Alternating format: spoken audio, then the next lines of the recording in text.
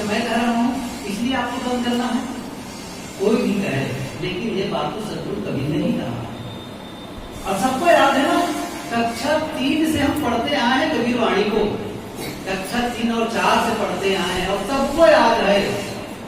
पूरा जो ढूंढन मैं चला, अब तो याद आ ही गया होगा, याद है कि नहीं आया? पूरा न मिलिया और जो दिल ढूंढा आपना वो जैसा बुरा न हो। क्या ये पंक्ति याद नहीं है? लेकिन करते क्या है, करते क्या है? ये तो याद है और बहुत पहले से याद है कि दूसरों में बुराई मत देखो, बुराई अपने में है। लेकिन सच क्या है जीवन का? हमारे जीवन की सच्चाई क्या है? जीवन की सच्चाई है दूसरे के दोषों को देखने के लिए हमारी आंखें हजार हो जाती हैं और अपने दोस्तों को देखने के लिए 2 आंखें वही टूट जाती है ना? दूसरों के दोस्तों को देखने के लिए हम बहुत जल्दी तैयार हो जाते हैं, लेकिन अब उलटना, क्या करना है? अपने दोस्तों को देखना है और उस दोस्तों को देख करके उसे साफ करने की जरूरत है, दूर करने की जरूरत है। जो मैं कल कुछ विषय के लिए कहा था उसी को मैं आगे बढ़ाता हूँ। ये बातें इसलिए कह रहा था कि हम जरा भीतर झांक के देखें तो सही। तो क्या करना है? हमारे पास जो शक्ति है, ये चाहे हम दोष से मुक्त होना चाहें या जो भी करना चाहें, या फिर सद्गुणों को जीवन में लाने देना चाहें, या फिर समाधि लाभ देना चाहें, जो भी करना चाहेंगे, कहीं से भी प्रगति करना चाहें, तो हमें क्या करना होगा? जो हमारे पास शक्ति है, जो हमारे पास योग्यता है, उसी को हम सही दिशा में ले जाएंगे, उससे सही काम करने लग जाएं, तो क्या होगा? हमारा जीवन सुंदर से सुंदर होने लग जाएगा, सुखमय जीवन होने लग जाएगा। तो हमारे पास जो संसाधन है उसका सही उपयोग कैसे? जैसे मैं उदाहरण बताया करता हूँ, एक पत्थर है और पत्थर से आप मूर्ति बनवाना चाहते हैं और एक कलाकार को आप बुला लिए। आपको पता है कि ये जो मूर्तिकार है ये बहुत प्रसिद्ध है और बहुत ही बढ़िया कलाकार है। जैसी उसको जो मूर्ति कहोगे वो मूर्ति बना देगा और सुंदर बनाएगा। तो उनको बुलाया और कहा कि देखिए मेरे पास एक बहुत कीमती पत्थर है, बड़ा सा पत्थर है और मैं इसकी मूर्ति बनवाना चाहता हूँ, तो आप इसकी मूर्ति बनवा दीजिए। तो उसने कहा, मूर्तिकार ने कहा किसकी मूर्ति बनाऊं? पूछेगा ना किसकी बनाऊं? तो आपने सोचा इसमें आप बुद्ध की मूर्ति बना दो। ठीक है, बुद्ध की मूर्ति बन जाएगी। अगले दिन आपके मन में नहीं बुद्ध की ना बनाना, भगवान राम की बना दो। अच्छा ठीक है, भगवान राम की बन जाएगी। अच्छा फिर तीसरे दिन आपके मन में होगा नहीं भगवान राम की नहीं, हनुमान की बना देना। अब उन्होंने कहा ऐसा करिए, आप सप्ताह भर समय लीजिए, सोच लीजिए, फिर बताइए, जो कहेंगे वो बन जाएगी इसमें। अब उसके मन में हो रहा है कि मैं किसकी बनाऊं, कबीर की बनाऊं मूर्ति, किसकी बनाऊं। एक दिन मन में नहीं, मुझे किसी आदमी की मूर्ति नहीं बनवाने का है, मुझे क्या करना है? शेर की मूर्ति बनानी है। अच्छा शेर की बन जाएगी। फिर एक दिन मन में शेर की नहीं बनाना है, किसके बाद गधे की बनाने हैं, भी बन सकती है। अच्छा एक दिन क्या उल्लू की बनानी है, हाँ वही सही है। अच्छा उदाहरण मैं क्यों दे रहा हूँ? उस पत्थर में विभिन्न प्रकार की मूर्तियों की बनने की संभावना है। उसी पत्थर से कलाकार क्या कर सकता है? बुद्ध बना सकता है, राम और हनुमान बना सकता है, कबीर की मूर्ति बना सकता है, शेर की और गधा और उल्लू की। प्रश्न क्या है? चाहते क्या है? हम अपने जीवन में यही है, हम इसी जीवन में बुद्धत्व का अनुभव कर सकते हैं, गहरी शांति का अनुभव कर सकते हैं, एक अच्छे इंसान के रूप में अपने को निर्माण कर सकते हैं और हम इसी में गधे और उल्लू भी बन सकते हैं। जो ज्यादातर लोग करते हैं, कर सकते नहीं कर सकते, किसको लेकर के? जो है उसी को लेकर के। आखिर कभी कभी करते नहीं है, थोड़ा क्या गधे सरी के काम कर रहे हो, बोलते हैं ना ऐसे ही, एक जगह मैं एक वाक्य पढ़ रहा था, पुस्तक पढ़ते समय उसमें लिखा था, आज तक एक भी गधा नहीं देखा जो आदमी के सरीखे बोलता है, लेकिन ऐसे कई लोगों को देखा है जो गधे सरीखे बोलते हैं। व्यवहारी वैसा करता है। ये मनुष्य का जीवन क्या इस प्रकार से जाने के लिए है? जीवन इतना सुंदर मिला है, इसका उपयोग करो।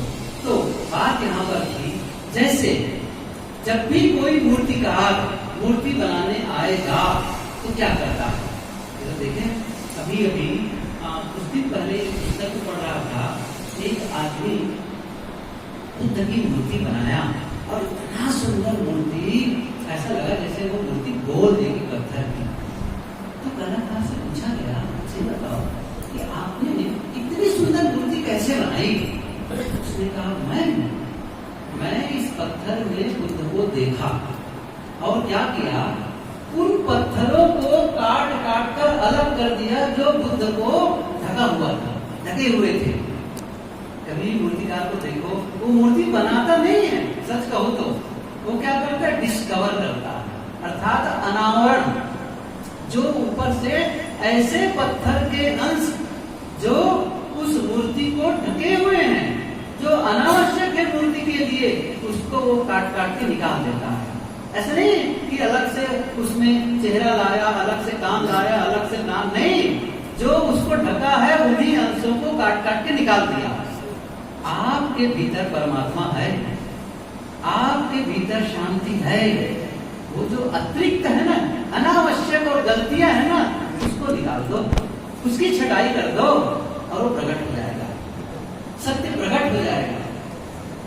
जो असत्य का लवादा बढ़े हुए हैं, मान्यताओं का बहुत सारे चक्रबंदी है, बहुत सारे भ्रम और अंधविश्वास और अज्ञान और बहुत सारे मोह और ममता, ये सारी चीजों को जब आप निकाल देते हैं तो आपके भीतर जो चिन्मय सत्य है ना, शाश्वत सत्य है ना, अब आप चाहे उसको आत्मा कहो, चाहे उसे परमात्मा कहो, चाहे उसे निर्वाण कहो, कुछ भी नाम दे दो, चाहे उसको सत्य कहो, वो आपकी परम सत्ता वो अवशेष। लेकिन जो असत्य का जो निर्माण हम जीवन में कर रहे हैं, गलत का निर्माण कर रहे हैं, उसको बंद कर दें। अब प्रसंग आया कि जैसे वो छीनी और हथौड़ी लेकर के मूर्तिकार पत्थर में वह पत्थर छीनता है और मूर्ति को प्रकट करता है, प्रकट करता है। कोई भी कलाकार को देखो, किसी भी कलाकार को किसी चीज के निर्माण के लिए कहो तो औजार लेके आता है। अच्छा, एक बढ़ाई से कहो, कारपेंटर लकड़ी का काम करता है, उसे कहो भाई इसमें एक सुंदर सा फाटक बना दो, या एक चौकी बना दो, या फिर एक कुर्सी बना दो, तो क्या लेकर के? औजार लेकर के। एक सोनार से कहो, एक सोने का टुकड़ा हो और कहो इसमें हार बना दो, तो औजार लेगा। एक दर्जी से कहो तो औजार लेगा। बाहर से औजार की जरूरत पड़ती है, लेकिन मनुष्य को, हम सबको जीवन को सुंदर बनाने के लिए बाहर से औजार लाने की जरूरत ही नहीं। ये सबसे बढ़िया है, मनुष्य की विशेषता यही है कि बाहर से औजार लाने की जरूरत ही नहीं है। वह औजार, वे सारे के सारे औजार हम सबके पास है। यहाँ जितने लोग बैठे नहीं, सबके पास है वो औजार, सबके पास।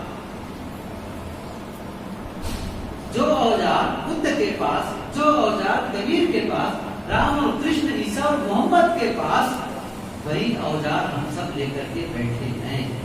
लेकिन हम क्यों वैसा नहीं कर पा रहे हैं जैसा बुद्ध ने कर लिया? क्यों वैसा नहीं कर पाते जितना सदगुरु कबीर ने कर लिया? वैसा क्यों नहीं कर पाते हैं भगवान महावीर ने जैसा कर लिया? क्यों? क्योंकि हम उस औजार का सही उपयोग करना ही नहीं जानते, या फिर करते ही नहीं है, या फिर गलत करते हैं। सही कहा जाए तो जैसे मैं एक चीज बताऊं, वो सारी जो भी संसाधन आपको उपलब्ध है ना, जो भी, उसका आप सही उपयोग करना शुरू कर दें। जैसे उदाहरण दूं मैं आपको, एक कैनवास हो, एक कैनवास का मतलब एक बोर्ड समझ लो आप, जिस पर चित्रकारी की जाए, या एक दीवार ही समझ लो। आपको एक पेंट दिया गया, कुछ रंगों का दिया, कुछ रंग दिए गए, ब्रश दिया गया, कई प्रकार के ब्रश छोटे बड़े, और कहा गया कि देखो इस दीवार पर एक पेंटिंग कर दो। क्या कर दो? दीवार पर एक पेंटिंग कर दो। फिर हमने क्या किया? उसको ब्रश तो लगाया, रंग में लगाया और दीवार में कुछ ऐसा ऐसा किया। कभी हमने किया ही नहीं था। रंग भी खराब, ब्रश भी खराब, दीवार भी खराब। कोई ढंग का, कोई उस कैनवास पर या उस दीवार पर सुंदर सा पेंटिंग हम वहां पर नहीं बना पाएंगे। लेकिन एक सचमुच बढ़िया चित्रकार हो तो वही रंग, वही ब्रश, वही कैनवास, वो कुछ देर ही के लिए वहां काम करेगा और इतना सुंदर चित्र उभरेगा, देखने में भी सुंदर और उसकी कीमत भी अधिक, क्योंकि वह उस ब्रश से रंग का उपयोग करना जानता था। बस यही अंतर है। हम सब भी जो अपने पास शक्ति है, जो साधन है, उसका सही उपयोग करना शुरू कर दें, तो क्या जीवन को सुंदर बनाने वाले औजार के बारे में जानना चाहते हैं? जो आपके पास है, जो आपके पास वो साधन है, जीवन को सुंदर बनाने वाला औजार कौन सा है? वो औजार यदि है जिसे हम कहते हैं मन। उस औजार का नाम है वाणी, उस औजार का नाम है इंद्रियां।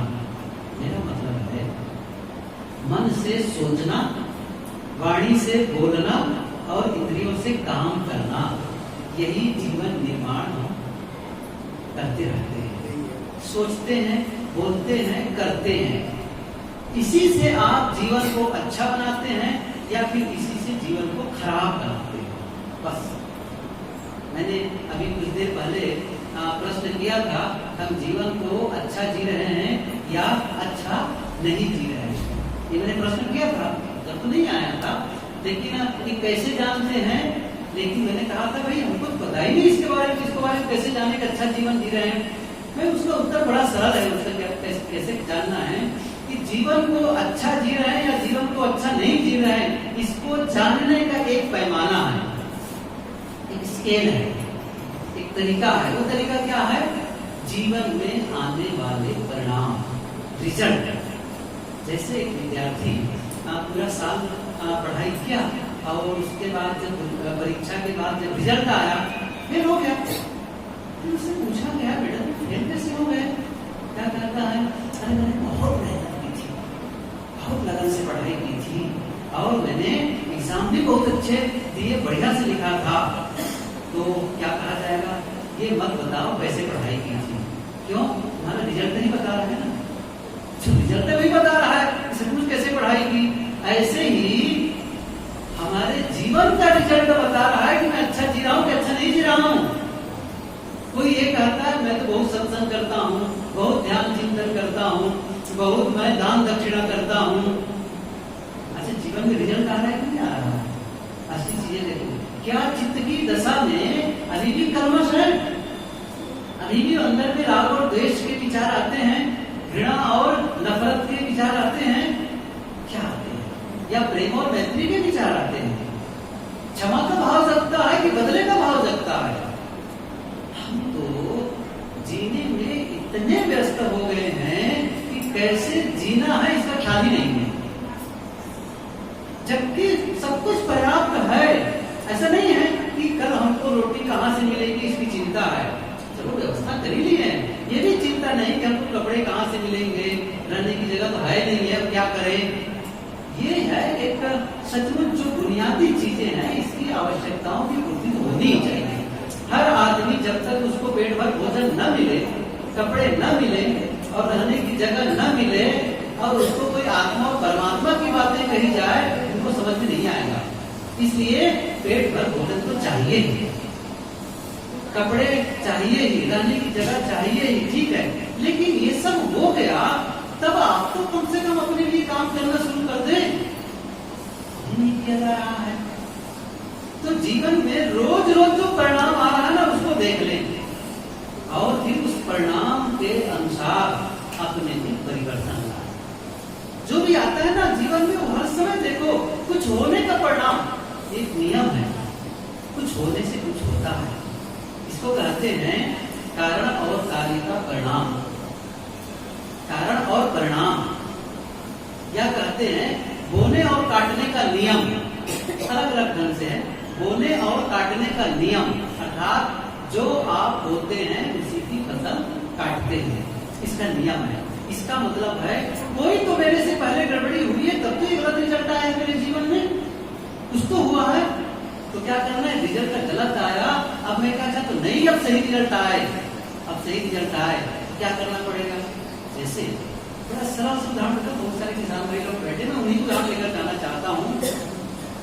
यदि आप किसी खेत में फसल बदलना चाहें, यदि किसी खेत में फसल बदलना चाहें तो क्या करेंगे इसके लिए। अच्छा, पानी बदल देकर फसल बदल जाएगी, अच्छा किसान बदल देकर फसल बदल जाएगी, अच्छा खाद बदल देकर फसल बदल जाएगी, अच्छा फसल बदलेगी कैसे, बीज बदल दो, बीज बदल दो, बस बीज बदल करके फसल बदल सकते हैं। बीज बदल करके एक कृषि स्टोर था, जैसे वहां मंडोई कृषि स्टोर नहीं है, वैसे ही वहां पर एक बोर्ड लगा था, बोर्ड में क्या लिखा हुआ था, जिस फसल को काट रहे हो यदि उसे पसंद नहीं करते तो उस बीज की जांच कर लो जिसे बोने जा रहे हो, जो फसल काट रहे हो अभी और पसंद नहीं है आपको ये फसल, तो क्या करना है, अब ये जांच लो जो बीज बोने जा रहे हो ऐसा नहीं कि फिर से वही फसल आने वाली है, बीज बदल दो। ये बीज बदलना जो मैं अभी तक कह रहा था वही है। बीज बदलने का मतलब है जो हम सोचते हैं ये बीज बोना है, जो हम बोलते हैं ये बीज बोना है, जो हम करते हैं ये बीज बोना है।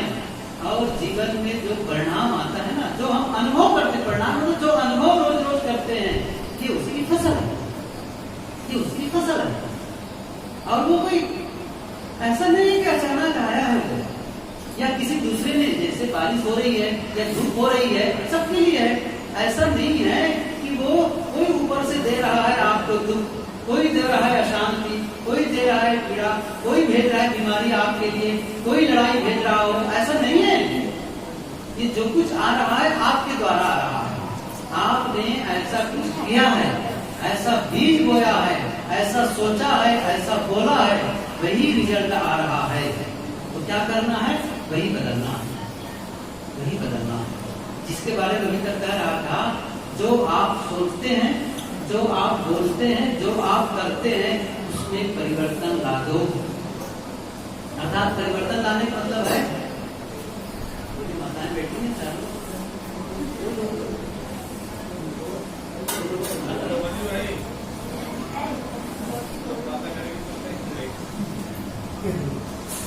वो जो बैठी है बिल्कुल तो सिर को ढक लिया, मुझे माँ देख रहे आपस में इतनी बातें हो रही है, ये सारी बातें तो आप घर में भी जाकर कर सकती हैं, नीचे जाकर कर सकती हैं, लेकिन कुछ बातें देखिए इसमें मैं बड़ा सरल सरल उदाहरण से बता रहा हूँ। मैं आपको क्या होता है, कल बातें मैंने कही ना, कथा हो रही है, भजन हो रहा है, बाजा बज रहा है तो झूम रहे हैं, लेकिन ये वैचारिक बातें तो अंदर आना अनडाइजेस्ट होता है, थोड़ा सा गरिष्ठ होता है, तो वो अंदर जाना ही कठिन है। लेकिन एक बात बताऊं मैं, बुखार उतारने के लिए कड़वाई गोली खानी पड़ेगी, हाँ, ये मिठास से काम नहीं चलेगा। तो कुछ ऐसी बातें हैं जिससे नहीं सुनेंगे और नहीं जानेंगे, सचमुच जीवन बदलेंगे, वही घूमते रह जाएंगे। कभी साहब जी ने कहा ना, असम दिन तेगी को बैल भयो, बैठक ना ही साधु संग संगनाथ में जन्म भयो। तेगी का बैल समझ रहे ना, कोल्हू होता था पहले,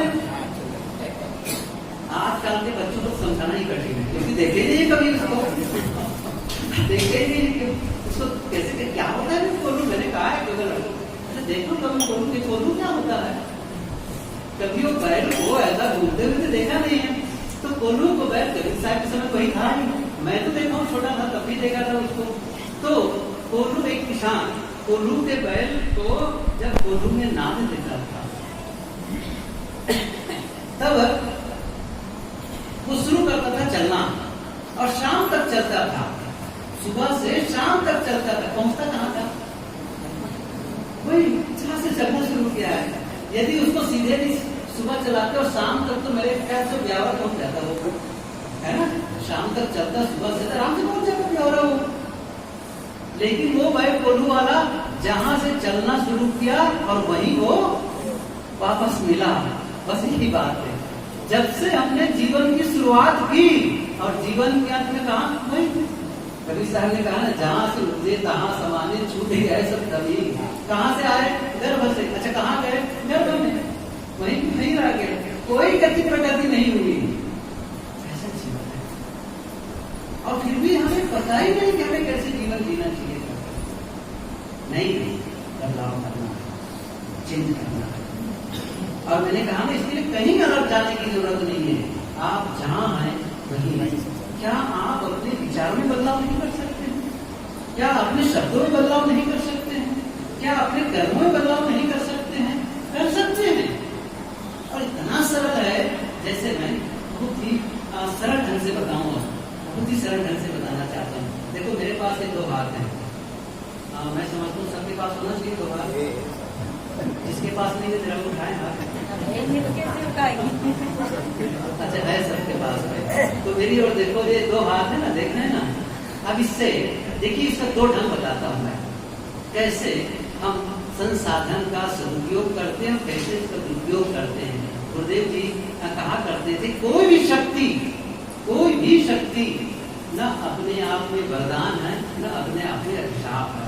प्राप्त शक्ति का सदुपयोग वरदान और उसका दुरुपयोग अभिशाप है। तो हमारे पास ये हाथ एक शक्ति है, हाथ में करने की शक्ति है। अब इसका सदुपयोग क्या है? एक तो तरीका क्या है, मैं किसी के सामने हाथ जोड़ूं, उनके सामने जा करके उसका अभिवादन करूं, प्रार्थना करूं, निवेदन करूं, हाथ जोड़ करके, एक तरीका है। या फिर एक और है कि यदि किसी को कोई चीज की जरूरत है तो मैं उसको अपना इन हाथों से दे सकता हूँ। किसी को कोई तकलीफ है, इन हाथों से सेवा कर सकता हूँ। हाथों के इस प्रकार से उपयोग है। या फिर और भी काम कर सकता हूँ, लेकिन इन्हीं हाथों से मैं किसी को थप्पड़ भी लगा सकता हूँ। सही है नहीं? थप्पड़ लगा सकता हूँ और किसी के सामान को चुरा सकता हूँ, छीन सकता हूँ। ये हाथ वही है, हाथ वही है, लेकिन आप देखेंगे किसी के सामने हाथ जोड़ने के परिणाम अलग आएंगे और थप्पड़ लगाने के परिणाम अलग आएंगे। समझ रहे हैं? बिल्कुल सरल है समझना। हाथ वही है आपके पास में, लेकिन आप इसका उपयोग कैसे करते हैं। यदि आप थप्पड़ लगाते हैं उसके अनुसार से रिजल्ट आएगा, हाथ जोड़ते उसके अनुसार से रिजल्ट आएगा, चोरी करेंगे उसके आधार से रिजल्ट आएगा, दान करेंगे उसके आधार पर रिजल्ट आएगा। कोई अलग नहीं है। और इसके लिए आपको कोई तीर्थों में जाने की जरूरत नहीं है, या बड़े गुरु से दीक्षा लेने की जरूरत नहीं है। किसी संप्रदाय में आप दीक्षित नहीं भी है तो भी ये काम हो सकता है, तो भी हो सकता है। इसी प्रकार से शब्द जो हम बोलते हैं ना, शब्द जैसे मैं बोल रहा हूँ